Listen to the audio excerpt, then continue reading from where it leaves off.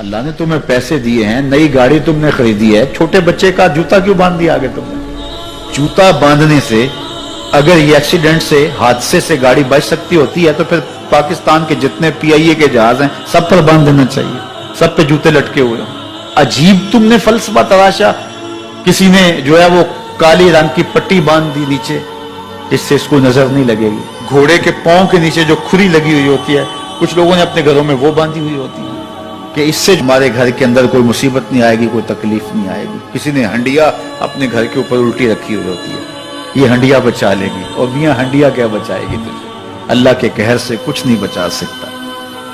جب تمہارے اوپر کوئی مصیبت نازل ہونی ہے تو کچھ نہیں بچا سکتا. اگر بچنا چاہتے ہو تو پھر اللہ سے استغفار کرو, اللہ تعالیٰ کی تسبیح کرو, اللہ کی تحلیل کرو, میرے حضور پہ درود پڑھو, پھر دیکھنا کہ مصیبتیں ٹلتی ہیں یا نہیں ٹلتی.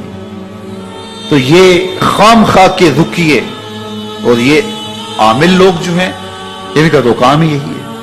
ان کا کام چلتا ہے لوگ ذوف الاعتقادی میں مبتلا رہے, اور یہ کہہ دیتے ہیں کہ آپ کے خاندان میں ایک منحوس عورت ہے, یہ اس کا کیا ہوا ہے, تو کوئی نہ کوئی منحوس تو پہلے ہی انہوں نے طے کر رکھی ہوتی ہے, فوراً ذہن وہاں جا کلک ہو جاتا ہے. اس کا نون سے نام شروع ہوتا ہے, اس کا کاف سے نام شروع ہوتا ہے, اس کا جیم سے نام شروع ہوتا ہے, تو پورے خاندان میں کسی کا نام کاف, نون یا جیم سے تو شروع ہوتا ہی ہوگا, یا دوستوں میں, تو فوراً ذہن جو ہے ادھر منتقل ہو گیا. اب یہ بابا جی نے بتا دیا ہے, ہاں ہاں ہاں اس نے یہ بات کی تھی, کچھ باتیں یاد آنے لگی. اس کاف سے شروع ہونے والے نام کے ساتھ نفرت پیدا ہو گئی. اس بابے نے نفرت کا کاروبار کیا. اس نے تو 100 روپے 200 روپے لے لیے, لیکن دو انسانوں کے اندر نفرت ڈال دی. اس کا گریبان کل قیامت کے دن پکڑا جائے گا. ان ملنگوں کے پاس, ان ذوف الاعتقادی کو پھیلانے والوں کے پاس کبھی نہ جاؤ. تمہیں مصیبت پڑی ہے, تمہیں لگ رہا ہے کہ شاید میرے اوپر جادو ہے, تو پڑھو نا سورہ بقرہ, جادو جڑ سے اکھڑ جائے گا. 40 دن اپنے گھر میں سورہ بقرہ پڑھو, برکت ہوگی. کہتے ہیں مولوی صاحب 40 دن تو نہیں پڑھی جا سکتی, 2.5 پارے, ہمیں کوئی تعویذ ہی کرتے ہیں. ہم شارٹ کٹ چاہتے ہیں نا, روزانہ صبح 2.5 پارے سورہ بقرہ پڑھے, یہ تو ہم سے نہیں پڑھی جائے گی. تو آپ کوئی تعویذ ہی لکھتے ہیں. کاروبار میں برکت نہیں, میں کہتا ہوں پڑھو نا سورہ واقعہ, 3 رکوع ہیں, برکت ہوگی. ہم کہتے ہیں ہمیں تعویذ ملنا چاہیے, بس وہ ہم گلے میں رکھ دیں, بٹوے میں رکھ لیں, پرس میں رکھ لیں, اور ہمارا کام ہو جائے, ہمیں کچھ بھی نہ پڑھنا پڑے, ہمیں وضو تک نہ کرنا پڑے, نماز نہ پڑھنی پڑے, اور برکت ہو جائے. ایسے برکت تو نہیں آتی. اس لیے چھوڑو ان کی جان, آؤ قرآن مجید پہ آؤ, آؤ سجدوں پہ آؤ, آؤ دعاؤں پہ آؤ. سحری کے وقت اس کی رحمتیں آواز دے رہی ہوتی ہیں, حل من مسترزقن, ہے کوئی رزق مانگنے والا, اور تم اس وقت سوئے ہوئے ہو, سارے دن ٹھوکریں کھاتے ہو. آؤ نا اس وقت جھولی پھیلا کے, ہاتھ پھیلا کے کہو مالک تو جھولیاں بھر دے. تو پھر دیکھنا میرا بیٹا سالم مشرکین کی قید میں ہے اور میں فاقوں کی حالت میں ہوں. تو فرمایا آل محمد کے پاس ایک سیر جو ہیں, بس اس کے علاوہ ہمارے پاس بھی کھانے کے لیے دنیاوی اسباب نہیں ہیں. کہا صبر کرو اور اللہ سے ڈرو, اور لا حول ولا قوت الا باللہ کثرت کے ساتھ پڑھو. یہ ایسا وظیفہ ہے, ایک حدیث پاک میں آتا ہے کہ یہ 99 بیماریوں کا علاج ہے. اس میں سب سے کم درجے کی بیماری ہم اور غم ہے. یہ دکھوں کا مداوع ہے, مشکلات کا علاج ہے, اور یہ وظیفہ میرے حضور نے بتایا. حضرت ابو ذر غفاری رضی اللہ تعالیٰ عنہ کو حضور نے 5 چیزیں بتائی تھی. ان میں سے 5ویں چیز یہ تھی کہ ابو ذر کثرت کے ساتھ لا حول ولا قوت الا باللہ پڑھا کرو. فرمایا عرش الہی کے نیچے ایک خاص خزانہ ہے, یہ وظیفہ وہاں سے آیا ہے. یہ زندگی میں معمول بنا لو, جب پھنس جاؤ, مشکلات میں آ جاؤ, تو لا حول ولا قوت الا باللہ پڑھو, اللہ راستے کھولے گا. تو حضور نے 3 چیزیں فرمائی, اللہ سے ڈرو, صبر کرو, اور کثرت کے ساتھ لا حول ولا قوت الا باللہ پڑھو. وہ فرماتے ہیں کہ میں یہ عمل شروع کیا, ابھی گھر میں بیٹھا ہی تھا کہ دروازے پہ دستک ہوئی. تو میں اٹھا کہ دروازہ کھولوں, دیکھوں کہ کون ہے. تو دروازہ کھولا, دیکھا میرا بیٹا کھڑا ہے, اور اس کے پیچھے 100 اونٹ کھڑے ہیں. تو میں نے کہا کہ تم اور یہ اونٹ؟ کہا مجھے موقع لگ گیا, میں ان کی قید سے بھاگ آیا. وَيَرْزُقْهُ مِنْ حَيْثُ لَا يَحْتَسِبُ، وہ تمہیں وہاں سے رزق دے گا جہاں سے تمہیں گمان بھی نہیں۔ اس کے ہو کے تو دیکھو، اللہ اکبر، اللہ کے ہو جاؤ تو پھر وہ تمہاری ضرورتوں کا کفیل ہو جائے۔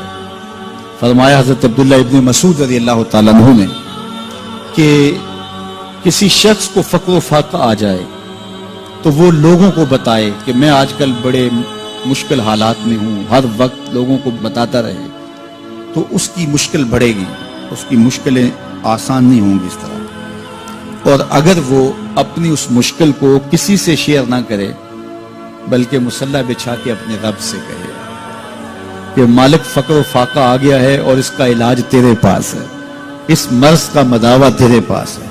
تو حضرت عبداللہ ابن مسعود فرماتے ہیں کہ رسول کریم نے فرمایا جلد یا بدیر اللہ اس کو مالا مال فرما دے گا۔ یہ بھی کبھی کر کے دیکھو، مشکل آ جائے، فاقہ آ جائے۔ اور قرآن مجید کا دل سورہ یاسین ہے، جس نے ایک مرتبہ سورہ یاسین کی تلاوت کی اللہ 10 مرتبہ قرآن پڑھنے کا ثواب عطا کرے۔ اور کتنا بڑا اجر ہے، آپ ایک سال میں بھی شاید 10 قرآن مجید نہ ختم کر سکے اور سورہ یاسین پڑھیں تو 10 مرتبہ قرآن مجید پڑھنے کا ثواب نصیب ہوگا۔ تو اپنی صبح کا آغاز سورہ یاسین سے کیا کریں، نماز فجر کے بعد اشراق تک سورہ یاسین پڑھ لیا کریں۔ سورہ یاسین اگر آپ پڑھ کے اپنے دن کا آغاز کرتے ہیں، آپ کا سارا دن خیر سے گزرے گا۔ اس دن اگر کاروبار کریں گے تو برکت ہوگی، اس دن بہت ساری بیماریوں سے، آفات و بلیات ارضیہ و سماویہ سے بچے رہیں گے، لوگوں کے شر سے، حادثات سے محفوظ رہیں گے۔ میرے حضور نے ارشاد فرمایا قرآن مجید میں ایک سورت ہے جس کی 30 آیات ہیں، اگر کوئی شخص اس کی تلاوت کرتا ہے تو وہ سورت پڑھنے والے کی شفاعت کرتی ہے، اور اتنی بار شفاعت کرتی ہے کہ اس کو بخشوا کے چھوڑتی ہے۔ وہ سورت کون سی ہے؟ وَهِيَ تَبَارَكَ الَّذِي بِيَدِهِ الْمُلْكُ، یہ سورۃ الملک ہے، 30 آیتیں ہیں۔ جو شخص اس کی تلاوت کرے یہ اتنی بار سفارش اللہ کی بارگاہ میں کرتی ہے کہ اپنے پڑھنے والے کو بخشوا کے چھوڑتی ہے۔ تو اپنے دن کا آغاز سورہ یاسین سے کریں اور اپنی شب کا آغاز سورہ ملک سے کریں۔ سونے سے پہلے سورہ ملک کی تلاوت ضرور کر لیں، انشاءاللہ اس سے رات برکت سے گزرے گی۔ جس نے ایک دن میں 100 مرتبہ سبحان اللہ و بحمدہ پڑھا، کتنی مرتبہ؟ 100 مرتبہ کیا پڑھا؟ سبحان اللہ و بحمدہ، فرمایا کہ اس کے گناہ سمندر کی جھاگ کے برابر بھی ہوں تو اللہ معاف فرما دے گا۔ تو یہ اپنے وظائف میں شامل کر لیجئے، سبحان اللہ و بحمدہ۔ اور حدیث بخاری ہے کہ 2 کلمے ایسے ہیں جو اللہ کو محبوب ہیں اور زبان پر مشکل نہیں، زبان پر بڑے آسان ہیں، اور جب میزان پہ رکھے جائیں گے تو پلڑے کو جھکا دیں گے، بڑے بھاری ہیں میزان پہ۔ وہ 2 کلمے یہی ہیں، سبحان اللہ و بحمدہ، سبحان اللہ العظیم۔ تو اگر اس کو 100 مرتبہ روزانہ پڑھے تو سمندر کی جھاگ کے برابر بھی گناہ ہو تو اللہ معاف فرما دیتا ہے۔ اللہ فرماتا ہے ما یفعل اللہ بعذابکم، وہ تمہیں عذاب دے کے کیا کرے گا؟ ذرا لہجہ دیکھیے، ذرا انداز، ما یفعل اللہ بعذابکم، وہ تمہیں عذاب دے کے کیا کرے گا؟ تم اس کی مخلوق ہو، اپنے دستے قدرت سے اس نے تمہیں بنایا ہے، تو وہ تمہیں عذاب دے کے کیا کرے گا؟ اس کی ضرورت نہیں ہے کہ تمہیں عذاب دے، نہ اس کی چاہت ہے کہ تمہیں عذاب دے، کوئی خود چھلانگے لگائے تو اس کی مرضی۔ فرمایا کہ ما یفعل اللہ بعذابکم، وہ تمہیں عذاب دے کے کیا کرے گا؟ ان شکرتم و آمنتم، اگر تم شکر ادا کرو اور ایمان لاؤ تو وہ تو قدردان ہے جو کوئی اس کا شکر کرتا ہے اور جو اس پر ایمان لاتا ہے۔ تو اللہ اس کے لیے عذاب نہیں رکھا، اس کے لیے رحمتیں رکھی ہوئی ہیں۔ تمہیں دست قدرت سے بنایا ہے اور وہ تمہیں خوش دیکھنا چاہتا ہے، تمہیں خوشحال دیکھنا چاہتا ہے، تمہیں سرشار دیکھنا چاہتا ہے، تمہیں نہال دیکھنا چاہتا ہے، تمہاری زندگی کو خوشگوار دیکھنا چاہتا ہے۔ تم نے اپنے آپ کو خود اپنے اعمال کی وجہ سے مصیبتوں میں ڈالا ہے، تو کہا شکر کرنے کی عادت ڈال لو، دیکھنا پھر اللہ تعالیٰ جل شانہ کی رحمتیں تمہارے اوپر کس طرح اترتی ہیں، اس کی نوازشیں تمہارے اوپر کیسے برستی ہیں۔ توکل اگر ہم سیکھ جائیں تو توکل ایک ایسی دولت ہے کہ جو خوشحال زندگی کی ضمانت بنتی۔ جب ہم اللہ پر توکل نہیں کرتے اور ہم سمجھتے ہیں یہ سب کچھ ہماری محنت کا نتیجہ ہی ہوگا، اور نتیجہ جب نہیں آتا تو پھر ہم بے چین مضطرب ہو جاتے ہیں، اور جب ہم اس پہ توکل کر لیں تو پھر ہمارا صرف اتنا ہی کام ہے کہ میاں ہم یہ کام کر رہے ہیں، بس یہ حکم، ہم بیج بو رہے ہیں، بس یہ حکم ہے اور بو رہے ہیں، باقی اس پہ بھروسہ ہے، یہ کام اس کا ہے کہ اس نے اس کو اگانا ہے، اس کے اوپر پھل لگانے ہیں۔ تو جب اس پہ توکل ہو جائے تو بندہ سوکھا رہتا ہے، ورنہ بندہ مشکل میں مبتلا ہو جاتا ہے۔ بسا اوقات ایسا ہوتا ہے کہ بندہ ایک منصوبہ تیار کرتا ہے، اس کا عملی نتیجہ اس کو سامنے نظر آ رہا ہوتا ہے، لیکن نتیجہ بالکل الٹ جاتا ہے۔ سید علی المرتضیٰ فرماتے ہیں میں نے اپنے ارادوں کی شکست سے ہی اپنے رب کو پہچانا ہے، کہ میں ایک منصوبہ تراشتا ہوں کہ یہ اور یوں ہوگا اور وہ ہونا چاہیے، لیکن نتیجہ وہ نہیں آتا، تو کوئی طاقت ہے اس کا جو نتیجہ بدل دیتی ہے۔ تو بندہ اس طاقت پہ یقین کرتے، اس پہ توکل کر کے جو ہے وہ اس پہ بھروسہ کر لے تو زندگی سوکھی ہو جاتی ہے۔ مغرب میں جو اللہ پر یقین نہیں رکھتے وہ خودکشی کر لیتے ہیں کہ یہ کیوں ہو گیا، ایسا نہیں ہونا چاہیے تھا، لیکن ہم خودکشی اس لیے نہیں کرتے، ہم کہتے ہیں میرا رب جس طرح چاہے اس طرح ہی ہوتا ہے، جو اس نے طے کیا ہوا ہے وہ کر کے رہتا ہے، اس لیے تم اس پہ توکل کر لو اور اس پہ بھروسہ کرو۔ حضور علیہ الصلوۃ والسلام نے فرمایا لو انکم توکلون علی اللہ حق توکلہ، اللہ پر توکل کرنے کا جو حق ہے اگر تم وہ ادا کر دے تو فرمایا اللہ تمہیں ایسے رزق عطا کرے جیسے پرندوں کو عطا کرتا ہے۔